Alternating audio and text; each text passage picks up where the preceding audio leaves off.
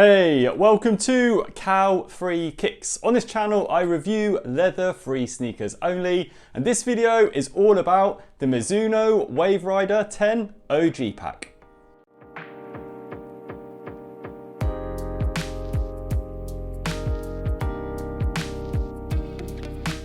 Welcome to the channel. As with every single shoe review that I do on the channel, I always look into 5 different categories when I review a pair of sneakers, and they are looks, comfort, weight, breathability and price. And then at the end of the video, I will give these Mizuno Wave Rider 10 OGs an overall rating out of 5 stars and also compare them to all the other sneakers that I have reviewed in this calendar year so far. If you do like what you see as you go along, please do not forget to click the little thumbs up like button below on your device. And whilst you're down there, and if you have not done so already, please do take time to subscribe to the channel. So let's start this review off as we always do by checking out these Mizuno Wave Rider 10 OGs out on feet.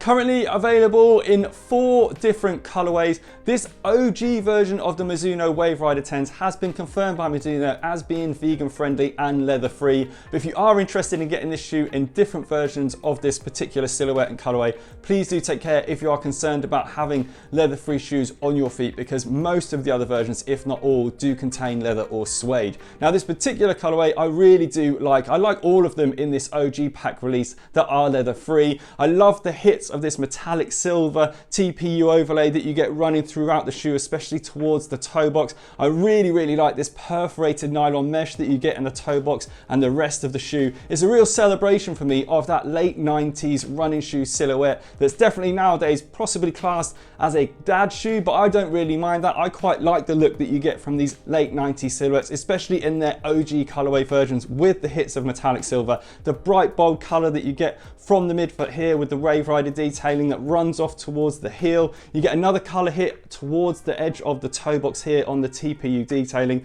Towards the top of the tongue, you also get some more Mizuno branding. You can see there on the insole of the sneaker, more Mizuno branding. As you move towards the heel of the sneaker, you get some more Wave Rider branding on the heel cup itself. The heel cup is very stable and very firm, and this shoe overall has great stability because as you move towards the midsole of the sneaker, you've got this Wave Rider plastic insert technology that runs from the middle of the foot all the way to the heel, and this is where the shoe's name comes from because you're literally riding a wave on the midsole. It's there for shock absorption but also extra energy release, and it also adds great stability to the shoe. So that breaks up this EVA foam midsole, and then on the outsole of the sneaker, as you can see here, you've got lots of different colors. You've got the black, the hits of red, a lot of traction, as you can see also in more detail. You've got this plastic insert wave technology. You can really see it quite clearly defined on the midsole of the sneaker as you look towards the outsole. Overall, looks wise, I think they're a great looking shoe. I'm a massive fan of the late 90s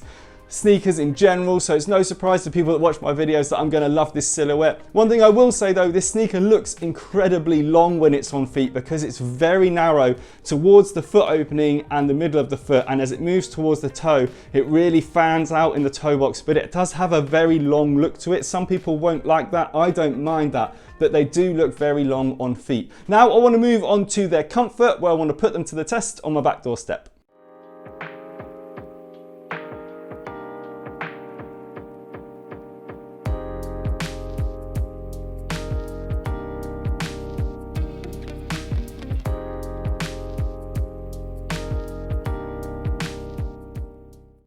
A little bit more of a closer look at this Wave technology that really dominates the midsole for this sneaker. Now it is surrounded by an EVA foam that gives you really nice energy return. You can see from the step test that whilst I was putting a lot of pressure on different sections of the sneaker, it offered nice responsive bounce back, and it did have quite a lot of give to it. But they do ride definitely on the firmer side, and that is because of this Wave Rider insert, this plastic insert that you get in the midfoot.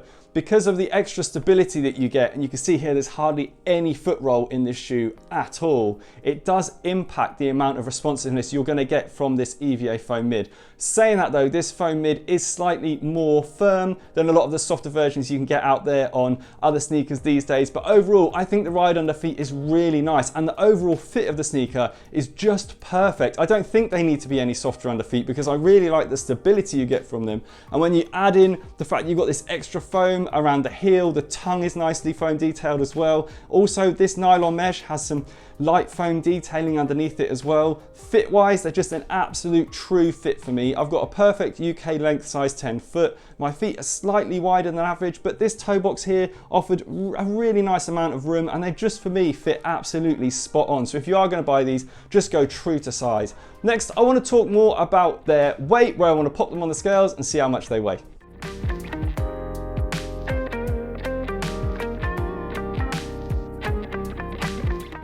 Coming in at 338 grams per shoe, I consider anything under the 350 gram mark to be considered a lightweight sneaker. So for me, these do come into the lightweight category. Yes, they're towards the heavier end of some of the sneakers that I've reviewed recently, but they're still a great weight considering the amount of detail you've got in this upper, the amount of overlays that you've got on top of this nylon perforated mesh, and also this technology that you've got in the midsole feels incredibly hard wearing. And these sneakers, for me, are going to be sneakers that are going to last a long time. They feel like they're designed and they have a lot of quality about them. So that weight there is going to take you a long way in terms of longevity, but also I do think they are classed as a lightweight shoe still because they come in under that 350 gram mark.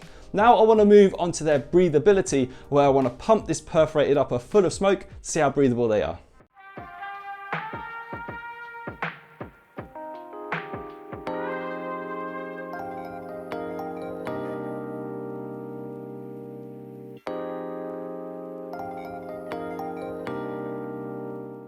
You can see up close how perforated this nylon mesh upper is, and the size of those perforations in the upper as well. And that leads them to be an incredibly breathable shoe. You could see from the amount of smoke released and the speed of release that it just flew out of this upper in large amounts. And for me, that means they're going to be an incredibly breathable shoe. Now the breathability is going to be limited slightly because even though you can see that this nylon mesh runs all the way to the end of the sneaker and towards the heel cup is incredibly hardened and has more overlays on it. And this foam detailing towards the heel of the sneaker starts just about here on the shoe, so you're not going to get full 360 breathability. But overall, with the amount of smoke that released and the speed of release, I'd say they're still going to be an incredibly breathable shoe.